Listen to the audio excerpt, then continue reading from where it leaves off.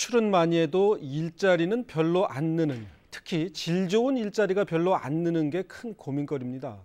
말로는 서비스 산업 하는데 그것도 말이 그렇지 비정규직만 잔뜩 늘리고 있습니다. 대책은 없는 건지 한번 알아보겠습니다. 민필규 기자, 예. 대기업이 매출이 느는 만큼 고용을 안 한다면 이제 이런 통계적으로도 확인이 됐군요. 예, 그렇습니다. 정권정보제공업체 에페언 가이드와 함께 금감원 전자정보 공시 시스템에 나와 있는 12월 결산 상장법인들의 보고서를 분석해 봤습니다.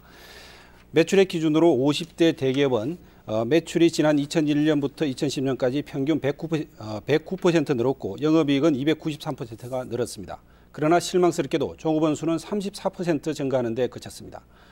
대기업들이 매출액과 영업이익 증가분에 못 미치는 고용을 창출하고 있음을 알 수 있는 결과입니다.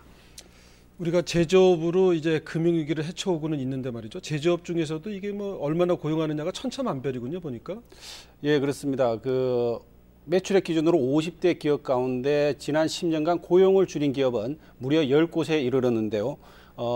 구체적으로 그림을 보면서 설명드리겠습니다. 현대중공업이 지난 10년간 조업원을 7% 줄였고 대우인터내셔널은 18%, 현대건설 84%, 하나도 11%의 고용을 줄였습니다. 반면 삼성전자는 조업원이 2배로 증가했고 LG디스플레이는 6배, 롯데쇼핑은 3배로 늘었습니다. 하지만 매출 10억 단 종업원 수는 2001년 1.3명에서 지난 2010년 0.83명에 그쳐 대기업의 고용 창출력이 전반적으로 떨어졌음을 보여줬습니다. 내수가 고용을 제대로 늘려주지는 못하는 상황에서 좋은 일자리를 가진 수출 대기업들이 고용을 제대로 창출해주지 못하는 상황에 대한 우려가 큽니다. 김용성 노동사회연구소 소장의 말을 들어보겠습니다.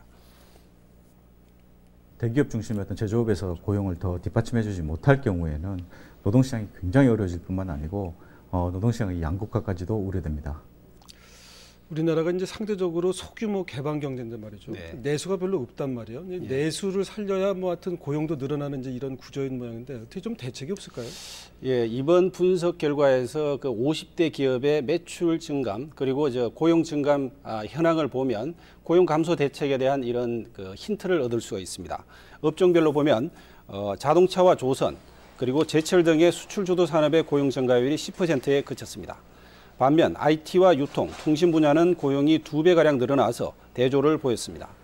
이 때문에 내수와 서비스업 등 고용 친화적인 산업을 집중 육성하는 국가 전략이 시급하다는 목소리가 나오고 있습니다.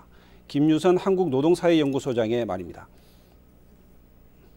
기술 혁신을 고용 창출 내지는 이제 고용 친화적인 방향에서 이루어 나갈 필요가 있겠고요.